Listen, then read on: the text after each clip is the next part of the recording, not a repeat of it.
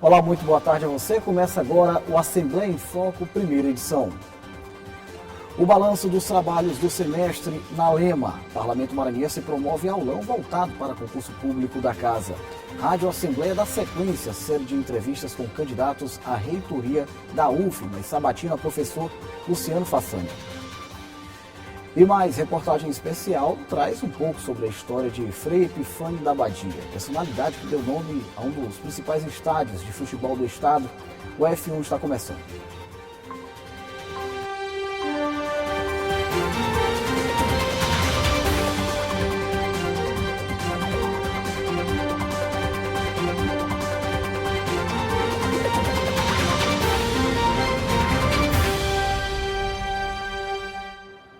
Durante o primeiro semestre, mais de 400 projetos de lei foram protocolados na Assembleia Legislativa do Estado do Maranhão.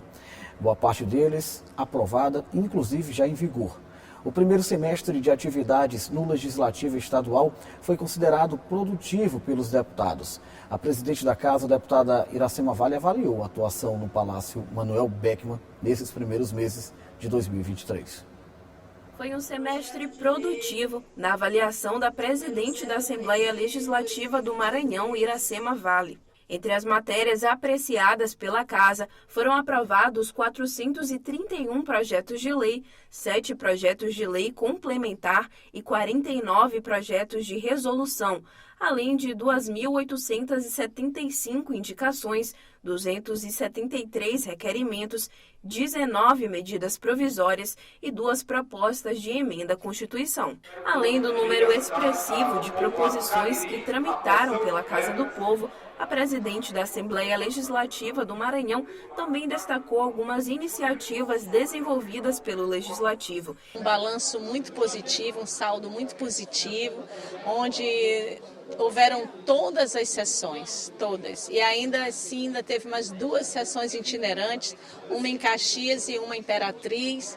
Portanto, um saldo muito positivo para a Assembleia, muitos projetos de leis aprovados, muitas indicações aprovadas. E a gente sai daqui muito feliz com o resultado. A presidente também ressaltou as ações voltadas para os servidores da Casa, como a criação do Programa de Aposentadoria Incentivada, o PAI, destinado aos servidores do quadro de pessoal efetivo em atividade. Por fim, Iracema Vale agradeceu aos parlamentares pelo apoio durante o primeiro semestre do ano. Enquanto gestora da Casa, como presidente, a gente tem a grata satisfação de dizer que nós aprovamos um plano de aposentadoria incentivada para os servidores, concedemos o aumento de 11%, mantivemos uma gratificação de 6% para o servidor da Casa, estamos dando continuidade ao nosso concurso público, procedemos a várias atividades, inclusive vamos inaugurar já uma quadra poliesportiva aqui na Assembleia Legislativa. Enfim, a gente teve um saldo muito positivo. O Instituto Federal do Maranhão divulgou o edital para processo seletivo de contratação de professores para a unidade do município de Santo Inês. As vagas são para professor substituto de letras, língua portuguesa e libras. A remuneração é de R$ 3.130,85. As inscrições podem ser feitas até o dia 19 de julho por meio do site portal.ifma.edu.br. O candidato aprovado será contratado pelo prazo de 12 meses e vai precisar passar por etapas classificatória e eliminatória. A taxa de inscrição é de R$ 80. O deputado estadual Carlos Lula apresentou o balanço das suas atividades parlamentares durante o semestre. Carlos Lula também ocupa o cargo de presidente da Comissão de Constituição, Justiça e Cidadania da Lema. A gente acompanha agora. O deputado Carlos Lula reuniu a imprensa para apresentar os resultados do primeiro semestre de trabalho na Assembleia Legislativa do Maranhão. Desde o início do mandato, foram mais de 70 proposições protocoladas no Parlamento Estadual. Só na CCJ foram mais de 500 projetos analisados. É um ritmo muito bom de trabalho. A gente não faltou nenhuma reunião, tivemos todas, reuniões ordinárias, reuniões extraordinárias. Mas, pessoalmente, quanto parlamentar, foram mais de 70 proposições, projetos de lei, projetos de emenda à Constituição, indicações, proposições que foram pautadas num sentido só, tentar melhorar a vida dos maranhenses. Foi esse o nosso objetivo, seja na saúde, na educação ou a primeira infância, que foram os eixos condutores do mandato, foram sempre proposições com esse objetivo de melhorar nossos indicadores e melhorar a vida das pessoas. O deputado Carlos Lula é advogado por formação, professor, consultor legislativo concursado da Assembleia e escritor. Antes de se candidatar à vaga de deputado estadual, ocupava o cargo de secretário de Saúde do Maranhão. No encontro, o deputado falou também dos desafios do primeiro mandato. O desafio do primeiro mandato parlamentar, em verdade, é tentar entender a dinâmica da casa. A casa tem uma dinâmica própria. Ela é composta de 42 deputados aqui no estado, de modo que não adianta a gente tentar fazer as coisas à força. Existe algo que é estabelecer consensos na casa. Na casa tem gente que é de extrema direita, tem gente que está mais à esquerda, mas em geral a casa ela se coaduna para um centro, para um caminho que tem condição de consensuar. O mais difícil é encontrar o caminho desse pêndulo, que aí a gente consegue dialogar, conversar com todo mundo, construir saídas e construir soluções para o Maranhão a partir dessa dinâmica que é muito própria do parlamento, mas que é ótimo que aconteça assim. A casa é muito plural, porque a sociedade também é. É a primeira vez que ele ocupa um cargo eletivo no Maranhão como parlamentar estadual. O mandato ainda tem pouco mais de 3 anos pela frente, mas o planejamento para esse período já foi feito pelo deputado. Eu tenho algo que é ter a rua próximo de mim, como um dos objetivos, ter a rua no mandato, e isso vai permitir que eu modifique meu planejamento ao longo do tempo. A prestação de contas ela se dá exatamente para que eu possa ouvir a sociedade e que a sociedade me aponte novos caminhos. A gente vai continuar propondo leis, continuar propondo normas, continuar construindo políticas públicas, mas, sobretudo, entender onde está o problema das pessoas para encaminhar a solução do nosso mandato a partir desse problema real e concreto das pessoas. No próximo bloco você confere a previsão do tempo para as próximas horas no Maranhão. E mais a sabatina na Rádio Assembleia com o professor Luciano Façanha, um dos candidatos à reitoria da Universidade Federal do Maranhão. A gente volta já.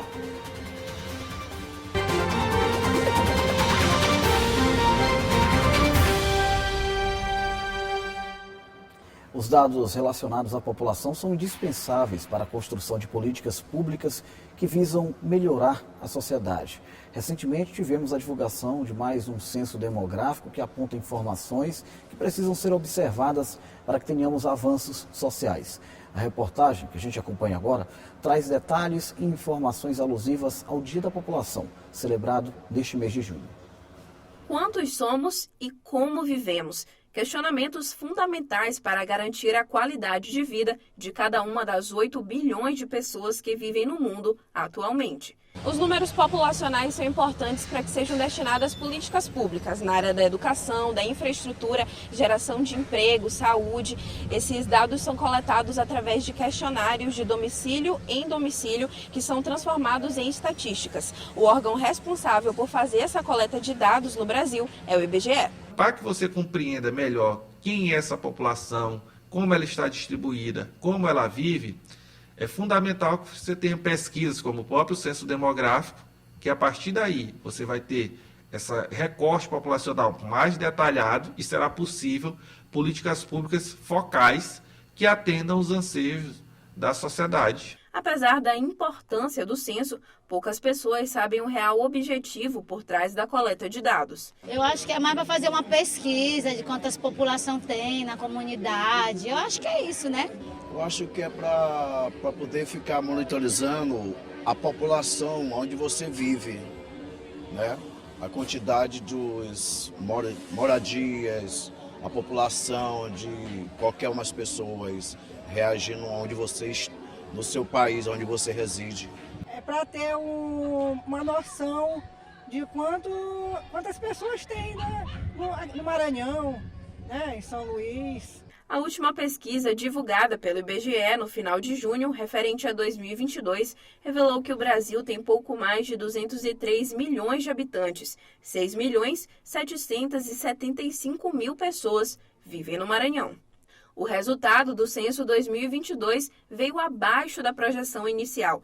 gerando uma série de questionamentos e controvérsias. No parlamento maranhense, o deputado Rodrigo Lago pediu a revisão do censo realizado no estado, apontando inconsistência em resultados que podem causar prejuízos a municípios maranhenses. Compareceram nas urnas eletrônicas no município de Afonso Cunha 5.400 eleitores, ou seja, para uma população ativa de 4.100. 4.100 são os moradores, mas 5.400 foram votar. Isso dá 131% da população. E assim em Afonso Cunha, em Presidente Médici, em Central do Maranhão, em Tufilândia, Porto Rico, Presidente Vargas.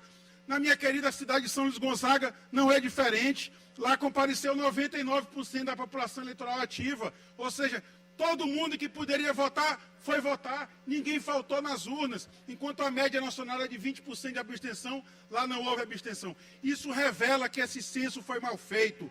Entender a influência direta do levantamento de dados do IBGE na vida do brasileiro na semana em que se comemora o Dia Mundial da População é também alertar para a importância do planejamento e desenvolvimento populacional, especialmente quando parte significativa da humanidade não tem acesso a recursos e serviços básicos como saúde, educação e alimentação. São fundamentais para os gestores, porque o gestor, ele com dados, ele consegue fazer políticas públicas efetivas, ele consegue avaliar as que já estão sendo feitas, que também é algo fundamental, e ver se elas precisam de alterações. Os dados são importantes para a sociedade, que a partir dali ela se conhece melhor e pode exercer sua cidadania demandando, o que ela considera fundamental para o seu dia a dia, e também para as empresas, que elas vão utilizar essas informações para os seus planos de negócios. A Rádio Assembleia segue realizando rodadas de entrevistas com candidatos à reitoria da Universidade Federal do Maranhão. Na manhã de hoje, eu e o jornalista Gregório Dantas conversamos com o professor Luciano Façanha. A consulta pública vai ocorrer no dia 18, na próxima semana. O professor Luciano Façanha foi o segundo entrevistado da série de sabatinas realizada pela Rádio Assembleia com os candidatos à reitoria da Universidade Federal do Maranhão. Atual diretor do Centro de Ciências Humanas da UFMA, o CCH, ele é pós-doutor em Filosofia pela PUC São Paulo e começou a jornada acadêmica na UFMA com graduação na área. É importante, como eu venho ressaltando, infelizmente nós tivemos muito pouco tempo de campanha, e nós precisaríamos de muito mais, afinal de contas a Universidade Federal do Maranhão tem 9 campos, e dentre todos esses lugares não daria tempo de forma alguma com esse curto espaço temporal. Na sabatina, conduzida pelos jornalistas Ronald II e Gregório Dantas, o candidato pontuou que um dos objetivos da universidade pública é diminuir desigualdades em seu entorno com pesquisa e extensão. Para isso, ele defende uma descentralização do campus. Luciano Façanha também citou como exemplo as melhorias feitas na estrutura do prédio do Centro de Ciências Humanas, do qual está à frente, um espelho de ações que pretende realizar dentro da universidade. A comunidade possa perceber quais são as nossas reais intenções em relação à reitoria da UFMA. A nossa gestão, ela vai ser uma gestão participativa, onde todos os segmentos técnicos, professores e alunos possam colaborar. E nesse sentido, trazendo aí ideias, mas também construindo uma proposta que de fato tenha a ver com a realidade da Universidade Federal do Maranhão. Você pode rever essa entrevista através do canal Rádio Assembleia Maranhão no YouTube. Agora vamos falar com a Ananda Fontinelli, que tem mais informações sobre a previsão do tempo. Muito boa tarde, Ananda.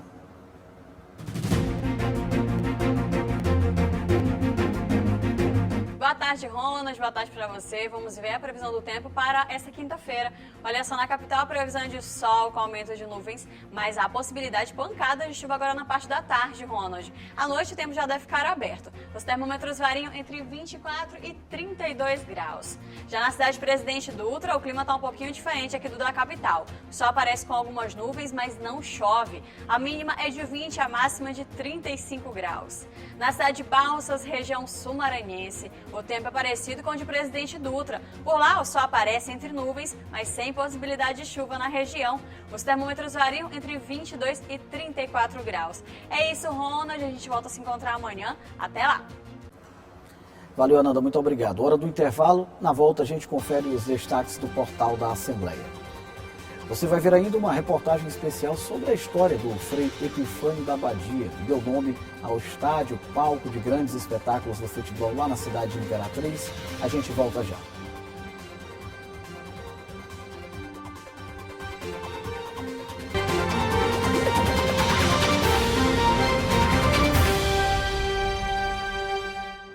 Estamos de volta e olha, muita expectativa em torno do concurso público da Assembleia Legislativa do Estado do Maranhão.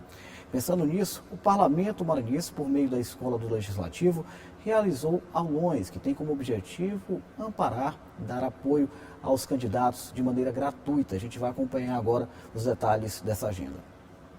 As aulas estão sendo ministradas no auditório Fernando Falcão, na Assembleia Legislativa, pelo professor e consultor legislativo da Casa, Anderson Rocha.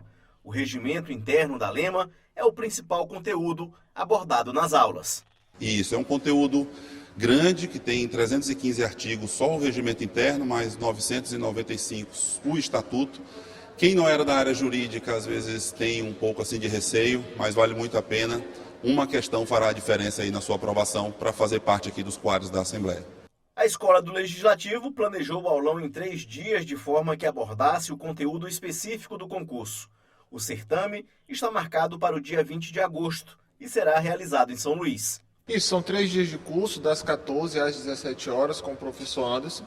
E a gente tem recebido pessoas, tanto servidores da Lema quanto pessoas de fora. Na verdade, a maior quantidade de inscritos é de pessoas de fora.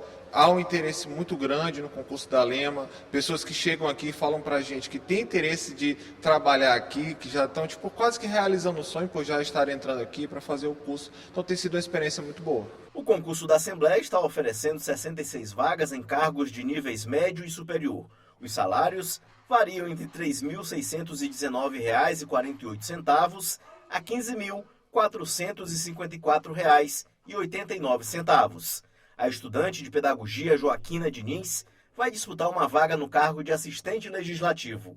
Ela conta que as aulas ajudam muito nessa fase de estudos. É uma boa oportunidade, para quem está, o público em geral, que almeja uma vaga aqui na Assembleia Legislativa, e para mim está sendo de bom proveito. O sociólogo Magno Machado está em clima de expectativa com o concurso e otimista com as aulas ministradas na Assembleia. Para mim está sendo bom, tirando algumas dúvidas assim de última hora, Então, estamos aí há um mês da prova, então já teve algumas dicas que o professor falou aqui que já serviu muito para eu acabar fixando o conteúdo que já vinha estudando, Servindo muito como revisão, no meu caso. Expectativa boa para a prova? Expectativa boa para a prova. Quem sabe próximo ano estará trabalhando já aqui, contribuindo aí para o crescimento do nosso Maranhão. Muito legal, viu? Vamos ao intervalo. Na verdade, nós vamos aos destaques do site da Assembleia Legislativa. O Josimar Melo tem as informações. Muito boa tarde, Josimar. Quais os detalhes? Boa tarde, Ronald, e a todos que acompanham a Assembleia em Foco, primeira edição. Vamos aos destaques do portal da Assembleia para esta quinta-feira. Deputado Eric Costa volta a cobrar realização de concurso público em Barra do Corda. Segundo o parlamentar, na ocasião da abertura do concurso, foram arrecadados quase R$1 milhão somente em inscrições. Deputado Júlio Mendonça destaca a entrega de obras no aniversário de Viana. Foram entregues sistema de abastecimento de água, praças, ambulância e kits esportivos. E no programa Contraplano aqui da TV Assembleia, especialistas debatem políticas públicas e o direito à saúde mental no Maranhão. Para acompanhar as reportagens completas, acesse nosso site al.ma.leg.br. Com você, Ronald. Muito obrigado, Josimar. Na reportagem especial de hoje, nós vamos conhecer um pouco sobre a história do Frei Epifânio da Badia, nome conhecido principalmente pelos amantes do futebol. Afinal, foi ele quem deu o nome de um dos estádios mais importantes do nosso esporte maranhense, lá na cidade de Imperatriz, palco de grandes espetáculos. A gente acompanha agora.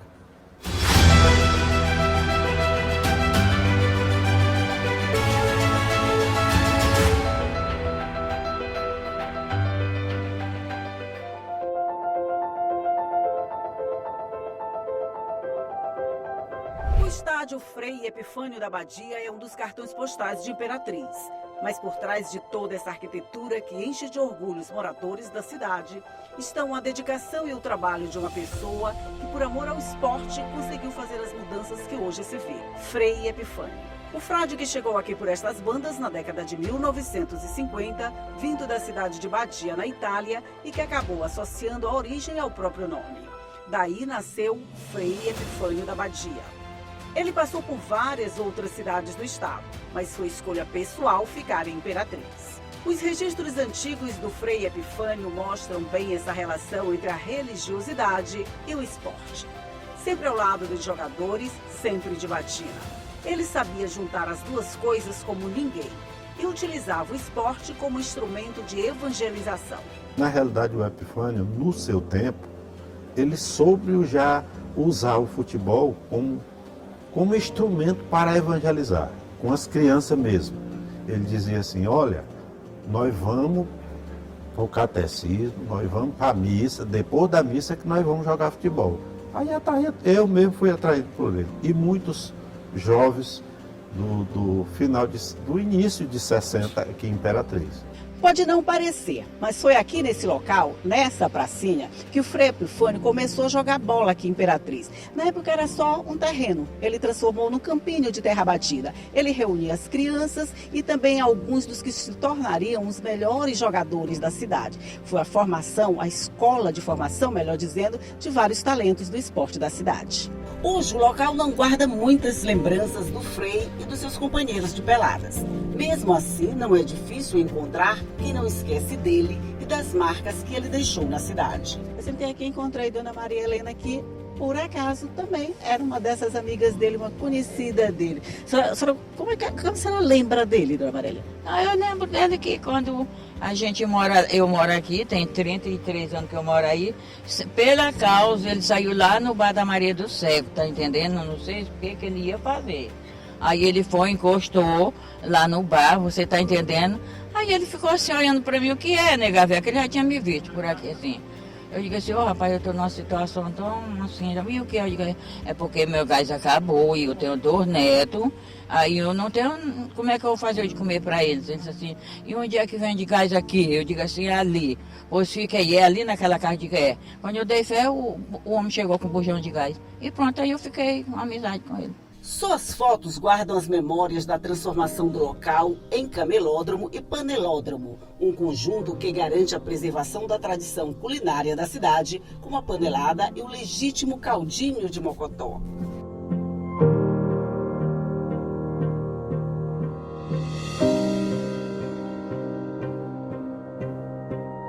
Quando chegou ao Brasil, o Frei só trazia na mala de madeira uma bola, um apito e uma camisa de futebol. Ele era muito simples.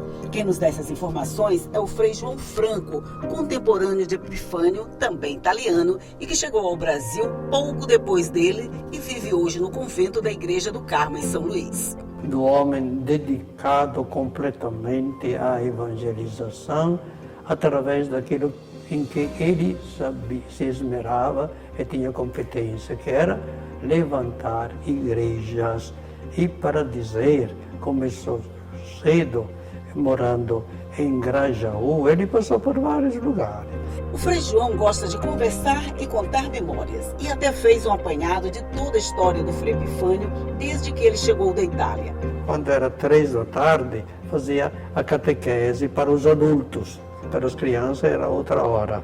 Ele, depois da catequese, dava a bênção e aí ele partia tranquilo, sem outro compromisso, para jogar. Ele jogava era para paixão, gosto, de maneira que... Mas, neste ponto, ele se distinguiu demais. Se a religião era vocação, o futebol com certeza era a paixão de Epifânio. E segundo o Frei João, paixão não se explica. E quem derruba uma paixão pode vestir uma batina ou um paletó, que ele joga do mesmo jeito. Paixão é paixão, né? Eu jogava a paixão.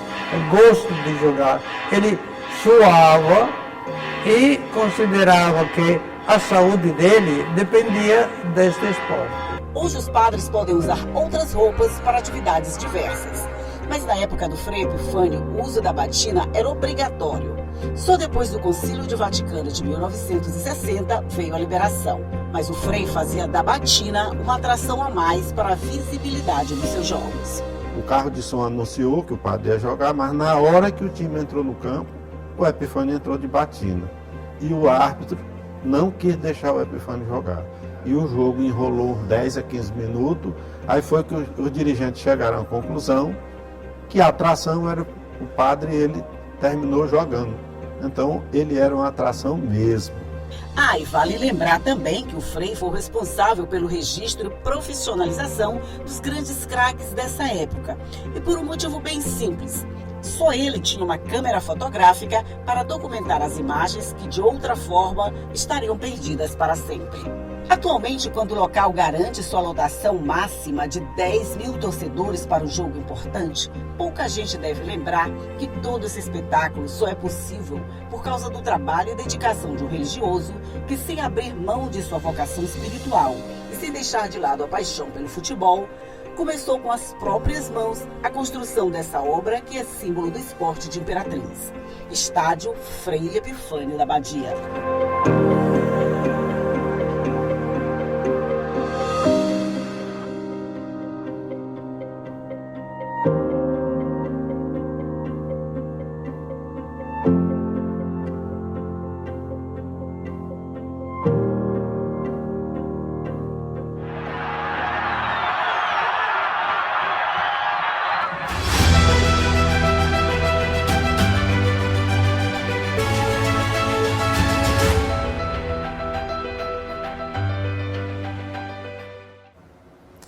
O F1 fica por aqui. Veja as nossas reportagens por meio do site al.ma.leg.br. Tenha uma ótima tarde e até amanhã.